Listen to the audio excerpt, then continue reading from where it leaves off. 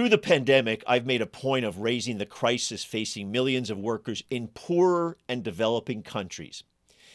It's been even more devastating in poorer countries because economies shut down in places where people barely survived on a good day on slave wages.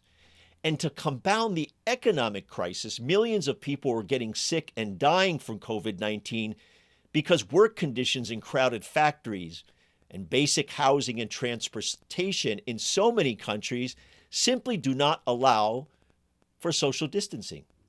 Hunger was skyrocketing, with the number of people facing starvation likely doubling from 135 million pre-pandemic, which is a stark figure on its own, to 260 million people. As many as 1 million people in the world are currently projected to die from COVID in just the next 3 months. But millions more could die in the coming year from hunger and disease because of this worldwide economic collapse. Many of these countries were already staggering around huge debt burdens. Low and middle income countries are on the hook just in 2020 and 2021 for somewhere between $2.7 to $3.4 trillion in debt service payments alone, which is just crazy. So as I mentioned last year, there was some chance a big wad of money could be unleashed for poorer countries to tap into to confront the pandemic. After World War II, and here's a little policy history lesson, the key world economic powers created two institutions, the World Bank and the International Monetary Fund. Now, I'm no fan of the IMF, which is dominated by the U.S. and mostly has forced countries to do painful economic restructuring over a number of decades, which actually meant getting rid of social services, removing regulation, and rolling out the welcome mat for global corporations to troll for big profits in exchange for getting badly needed loans. Those loans were so onerous to these countries that lots of them could not hope to pay them back, and the debt just grew, which then brought more painful austerity measures that hurt, surprise, workers and poor people. With that background, let's then go to 2009, when the Great Recession rippled through the world. The International Monetary Fund created a big pool of money using a special tool called Special Drawing Rights, or SDRs. I hate acronyms. Essentially, this is money in the form of a credit that countries can tap into and then essentially convert them into dollars. In 2009, hundreds of billions of dollars in SDRs helped many countries get through the crisis with less unemployment and less overall suffering. The same can be done today. Since last year, hundreds of leaders around the globe have been pushing the IMF to create $2 to $3 trillion in COVID-19 related special drawing rights, which could be used to lower the global death toll by building up healthcare systems or just providing food and economic relief. Now, here's an important point.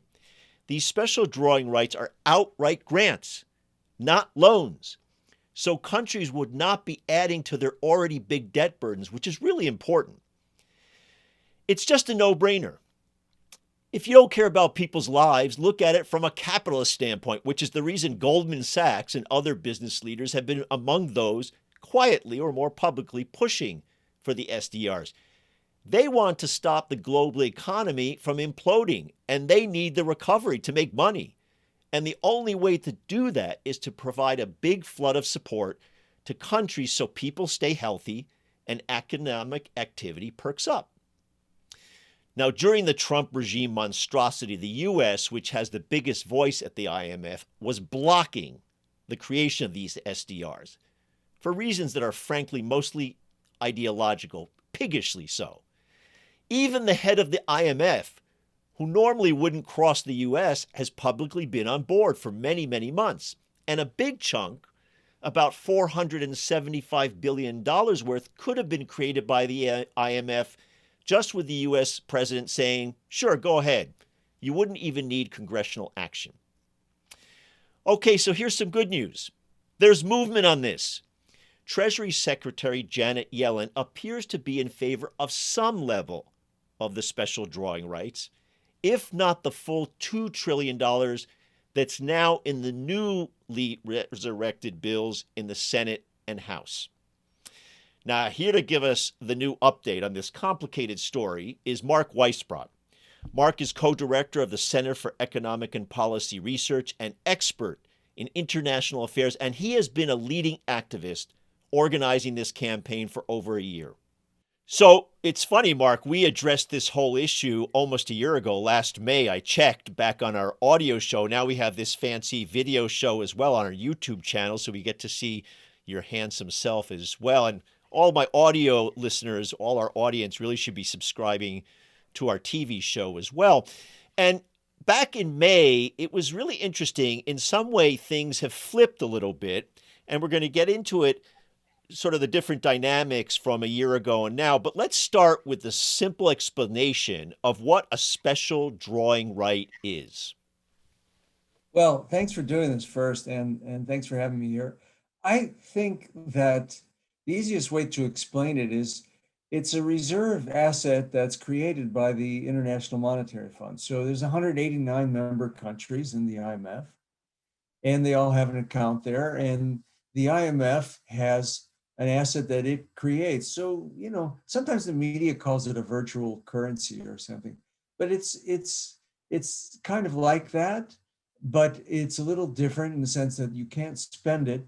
But the main thing is you can, in fact, a country, if it can show need at the IMF, can convert the special drawing rights into dollars or four other currencies, hard currencies, and use them. And so that makes it really important because every country in the world has to have reserves and has to have hard currency, except the US, we can create the dollar that everyone else uses. But most of the other countries, almost every other country in the world, has to have dollars, or sometimes they can use euros, but they have to have over 60% of the world's central bank current central bank assets are in dollars. So they need that. If you run into if you don't have enough of these reserves, these what they're called international reserves, you can run into horrible problems. You can not be able to import food and medicine, and you can have balance of payments crises that lead to terrible things. So that's what the IMF can do with this. The IMF can create them and distribute them to its member countries. It did that in 2009, hundreds of billions of dollars worth, and it wants to do that now. So maybe the way of explaining it to the layperson is the way I thought of it back when we first talked about it. It's like an accounting line. So at the IMF, if these special drawing rights were created, I'm going to simplify it a little bit. There'd be a line item there, say for South Africa or Brazil or another country that really needs it, and says you have this amount of hard dollars or special drawing rights, which you can then say to a multinational corporation, to your point about food, medicines, we have this currency essentially, and it's banked at the IMF. And I'm simplifying and probably getting the actual financial part wrong. But generally speaking, is that a good way of thinking about it? That's like an entry, a line item? That's right. It's an accounting entry at the IMF, but it's a reserve asset, just like central banks all over the world hold US Treasury securities. And those aren't money, but they can be converted very easily. They're liquid. They can be converted very easily into money. So this is really important because, first of all, some of the countries are going to need the money just to get, protective equipment and medicine and even food in this crisis. This is in the worst world recession since 1870 over the last year. So they need this money. They need the assets. And the interesting thing, this is important too, because the question is, well, how much should they create? Well, even though only a small proportion of these are actually going to be converted to hard currency, the stuff that just sits there as the line item that you're describing plays a big role, because it means that the countries have assets so they can borrow at lower cost. They are not as likely to have capital fleeing the country. They're not as likely to run into debt crises and financial budget crises. So this is something that was really needed. And as you said, it started a year ago when the managing director of the IMF in March of last year said, "Look, we really need this, and we have to create this." Now, let's take a couple of points there about the financial aspect, and then I want to get to the politics of this. Many of the countries that we're talking about that desperately need this already were shouldering huge debt from the past. What's important about this is number one, these special drawing rights don't add to debt that many of these third world countries have, the poorer countries have. And then to build on your point, it actually gives them additional assets so they can go out into the world and bring in food and bring in other really important items that they've now been suffering, especially in the last year, because of the global collapse, because of the global depression. It's not just a recession, it's depression in many countries. And so this is really a matter of life and death for many countries. Very much so. In fact, the University of Washington is projecting a million, up to a million people dying in the next 3.5 months, and that's from the COVID. And in fact, many more people die and have died over the last year from the economic effects of the COVID recession. It's much more deadly than the COVID itself. So this is really needed very badly. And especially as we look at these variants that are starting to spread, it's hitting countries, South Africa and Brazil, I mentioned, and other countries that would especially benefit from these special drawing rights. That's right. And, the other thing that we haven't mentioned yet is what happened in March. As soon as the IMF managing director announced this, the US Treasury Secretary, which was Mnuchin, blocked it at the IMF. And this is another terrible thing about the international economic structure, the so-called governance, is that the United States has this veto, and together with the other rich countries, although they didn't even need them to block this, they get to decide, even though 188 countries in the IMF probably are well over 180, let's say, of the 189 countries want this. The US Treasury has blocked it. So let's walk through now. That was a great transition that you helped me with on trying to talk about the politics. So let's build this a little bit going back to where you started last year. First of all, explain to people, again, very briefly, why is it that the United States has a veto over this issue or any issue in front of the IMF? That, I think, is a result of the way it was set up in the post-World War II era, right?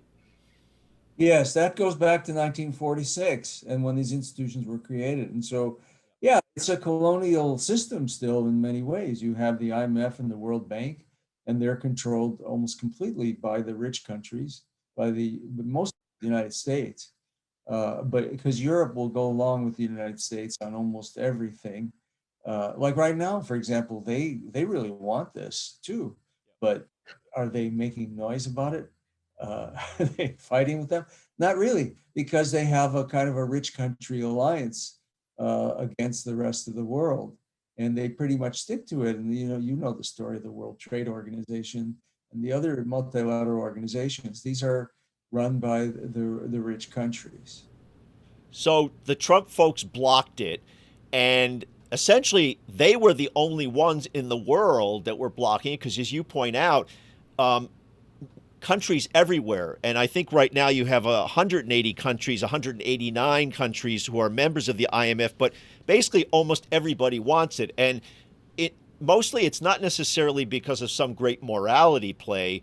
This is a reality of the economics, that if these countries suffer and continue to be closed down because of the virus and can't get enough money for food, then essentially the global economy stays shut down, or at least is basically frozen in many ways. So the Trumpsters basically were blocking it, mainly for ideological reasons, I think. And then you've got a switch in the administrations. And as I looked at this information preparing for a conversation, it looked like there's been somewhat of a change, especially on the part of Janet Yellen, who's now the Treasury Secretary, and actually was, as you know, the former chair of the Federal Reserve Board. She actually supports this idea. So number one, it seems somewhat more optimistic that at least a portion of this will move forward, right? Yes, well, let's go back just to the last year for a minute because, when I started on this in March of last year, I thought it was going to be low-hanging fruit. Yeah. Everybody wanted it, and it's good for the United States too. We lost 2 million jobs here in the U.S. last year, about 2 million, due to not anything that was happening here, but to the recession in the world economy that is export related jobs. Yep. And most of those will come back as the rest of the world recovers. And so we have an interest in it here as well. You didn't have any opposition from Wall Street or the big financial corporations because they own debt all over the world. They don't want more countries going into default. It's not good for them. So it should have been easy. But the Trump administration, for whatever reasons, blocked it. So we got a coalition together of over 100 organizations, big religious denominations, Oxfam, AFL-CIO, everybody who has any progressive lobby in Congress joined this.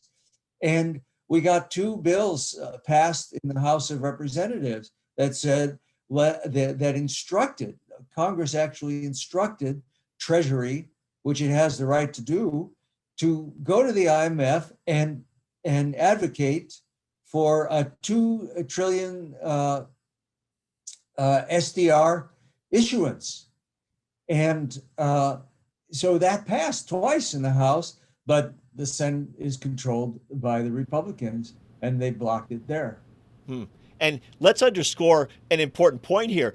You mentioned this whole coalition of progressive folks, the AFL-CIO, et cetera, but also Goldman Sachs was supporting it as well, to your point that many of these capitalists, these big financial institutions, they want the global economy to recover. They're very practical because they have all sorts of businesses, debt, companies that are basically struggling to create revenue because the global economy shut down, especially because these poorer countries can't function. That's right. Although they didn't ever say anything. I mean, there were like Jim O'Neill, former head of Goldman Sachs. He wrote about it and others, but they didn't push because they didn't want to mess with Trump and the Republicans in the Senate. So you didn't see them, but behind the scenes they were for it. They just weren't going to do anything because they took their first priorities first, big tax cuts, things that go right to them. They didn't want to put any of that at risk by confronting the Republicans. So you haven't seen, well, I shouldn't say all of them. The International Chamber of Commerce signed on with all the progressive organizations and supports legislation.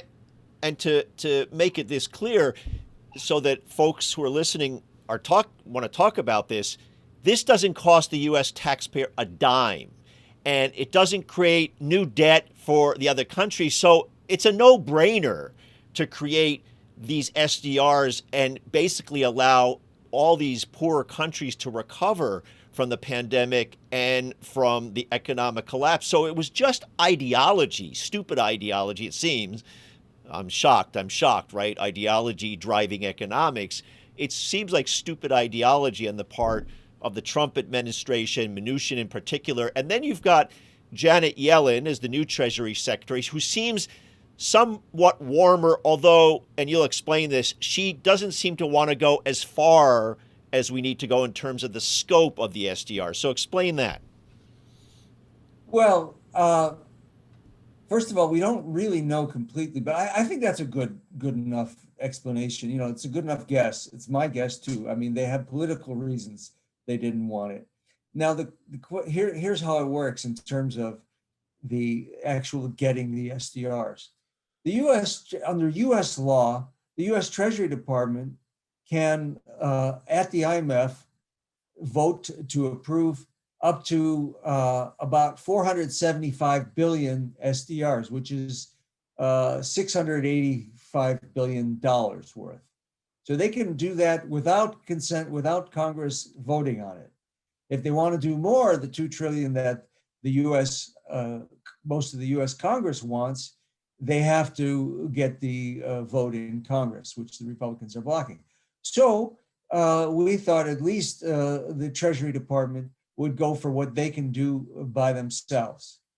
And but they're dragging their feet a little, and so that's a problem. And I think it's still a lot of the same influences, the Republican influence. That is, not that Yellen has to listen to them, but there's an attempt to try and I don't know, they're not going to reach a bipartisan agreement in the Senate on this, and they don't have to. So it's just the influence of whoever the people are who don't want this is still there. It's and Yellen hasn't decided exactly what she's going to do, and so it's hard to say exactly who's holding it up now, but it's not moving as fast as it can move. And this is a life or death matter. I mean, Treasury should just approve it like they did in 2009. You know, once Geithner decided to do this, it was all over. It didn't matter if any other governments understood it or wanted it. He just did it. And Yellen can do it too. So let's clarify a few things that you brought up. Each SDR is actually worth more than just $1. Your point is you can allocate X amount and it actually ends up being far more money, currency, and dollars in real terms. And the second point, I just want to emphasize again, it has to be about some foolish ideology or some opposition to a particular country getting money, because it's a no-brainer, as we've already discussed. You should be in favor of this, even if it's not on the moral level that you actually care about people dying and people suffering. From simply a capitalist standpoint, these SDRs would help the global economy recover, which means companies would have more business, especially in the export industries.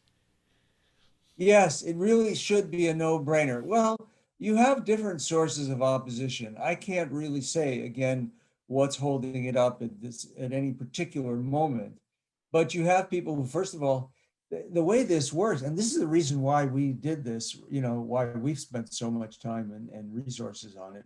And I say we, I mean all the groups that are working on this, is because it's the simplest way to provide aid to all these countries. As you mentioned, and that's, you've been making the most important points here.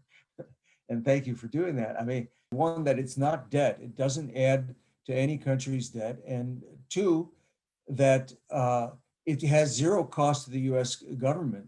And so we thought it was going to be a very easy lift. And so what are the problems of these people who are opposing it and blocking it at various levels? I think one is, it's very simple. When under IMF rules, the money goes to all countries. The US gets the biggest chunk of it because it's proportional. Oh, it's not money. The SDRs go to all countries. And the US gets the biggest chunk of it because we have the biggest quota at the IMF. It's proportional to your quota at the IMF. Well, it doesn't matter that it goes to that most of it goes to the high income countries because they don't use it. You know, they wouldn't even be allowed to use it. So it really is going to the low and middle income countries who need it. But you have people in US foreign policy establishment, including the Republicans who blocked it, who don't want it to go to their enemy states, whether it's China, Venezuela, North Korea. Well, no, North Korea is not a member of the IMF, so they don't have to worry about that. But they, you know, they all have countries they hate, and they don't want it to go to them. Even though, you know, China can't even use it. They got 3 trillion in reserves, they're dollars, most of them dollars. They couldn't use it. So it's that kind of, you know, they would rather see all these people in the world, millions actually, die than have anything go to a country they don't like, even if that country can't use it. And that's I think part of it for some of these senators. And then you have power. You know, this is an awesome power that the United States has in the world, because you know this. When the world runs into trouble, the world economy, and everybody needs dollars, there's only one source. It's the Federal Reserve, and they create these swap lines for the countries that they want to help, which is only countries that do exactly what the US wants them to do in all spheres of political activity and foreign policy. And so that's a power that they don't want to undermine with this multilateral institution being something like what Keynes and a lot of people wanted it to be in 1946, which was a central bank. It doesn't convert it into a central bank, but it allows it to play a function that's similar to what our central bank does in the United States. Okay. And that is something that a lot of people don't want because it undermines their enormous monopoly power to decide who lives and who dies. They have the power of God and they want to keep it that way. And there's a lot of people in government who are like that. And it's funny that we're talking this way as if the IMF is the good guy here, or at least the creation of these SDRs is a good thing. Because I remember, and I know you've been in these fights too, the IMF and the World Bank, mainly the IMF, they're the ones that did so many what I consider to be bad things in countries around the world, forcing austerity on various countries in return for all sorts of loans. So all of a sudden, it's hard to kind of wrap my brain around the idea that the IMF is trying to do a good thing here. Well, that's a good point. I mean, I've been researching and writing about the IMF for over 20 years, and generally I've been fighting with them Yeah. and criticizing their loans and the conditions they put on them. But this is actually something that they almost never do, and it's positive because the IMF rules are just set up like this. They can't really do anything. They can't attach conditions to this issuance, and it goes to everyone. And it's very simple. It'll happen immediately as soon as it's approved, and that's what it did in 2009, and it helped a lot of countries. And so it is something really good that they can do. And to tell you the truth, it is in some ways the battle that was fought and lost in 1946 when Keynes and other economists wanted the IMF to be able to play this role. Because, look at our central bank. They created over $6 trillion in the Great Recession, and over 3 trillion since the pandemic. And that has helped us here. Mm-hmm.